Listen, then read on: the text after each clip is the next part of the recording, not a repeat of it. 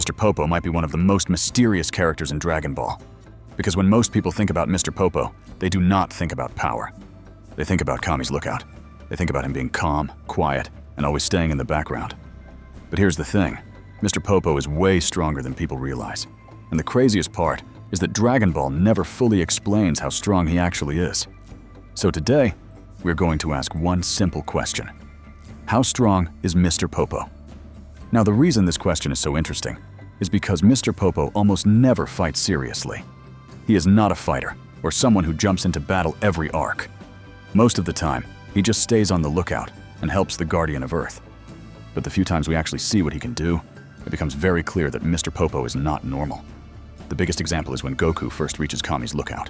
At this point, Goku had already defeated King Piccolo, and this is very important. Because King Piccolo was not just some random villain. At that time, King Piccolo was basically the strongest enemy Goku had ever faced. He terrified the entire world. He defeated powerful fighters, and Goku had to push himself harder than ever just to beat him. So when Goku finally reaches the lookout, he is already one of the strongest fighters on Earth. But then he meets Mr. Popo, and Mr. Popo completely humbles him. Goku tries to attack him, but he cannot land a hit. Mr. Popo dodges him. He reads his movements. He controls the fight without even looking like he is trying. And that alone tells us something huge.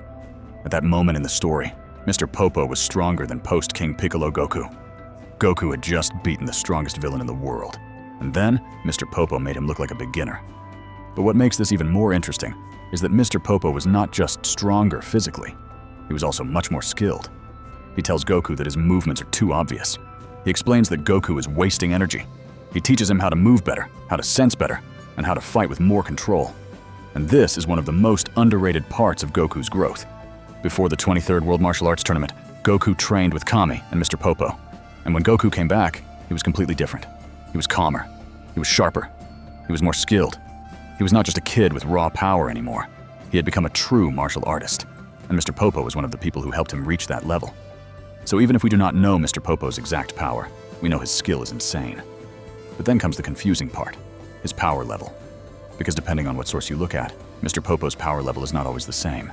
Some sources put him around 300, other sources put him above 1000 during the Saiyan saga. And that is why fans argue so much.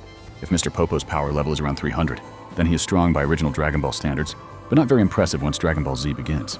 But if his power level is around 1000, then that changes things. That would mean Mr. Popo is still weaker than characters like Raditz, Nappa, and Vegeta, but he would still be far above most early Dragon Ball characters. And honestly, that makes sense, because Mr. Popo was never shown as someone who keeps training to reach new heights. He's more like a guardian, a teacher, and a mysterious being connected to the lookout. So I do not think Mr. Popo is secretly stronger than modern Dragon Ball characters, but during original Dragon Ball, he was absolutely a monster. Now, there's one moment that makes this whole debate even crazier. In the Buu saga, Mr. Popo briefly deals with Super Saiyan Goten and Trunks. And this is where the memes started going crazy. Because if you take that scene literally, it makes Mr. Popo look ridiculous. It makes people say, wait, is Mr. Popo actually Super Saiyan level? But we have to be honest here. That moment is anime only, and it is probably not meant to be serious power scaling. It is more of a funny outlier than proof that Mr. Popo is secretly stronger than Super Saiyans. So the safest way to look at it is this. If we use the main story, Mr. Popo is stronger than post-King Piccolo Goku, and probably somewhere around late Dragon Ball to early Saiyan Saga level. If we use anime-only moments, then Mr. Popo becomes way more ridiculous. But that is not the best way to scale him seriously. Still, that scene adds to the mystery. And that is what makes Mr. Popo so interesting.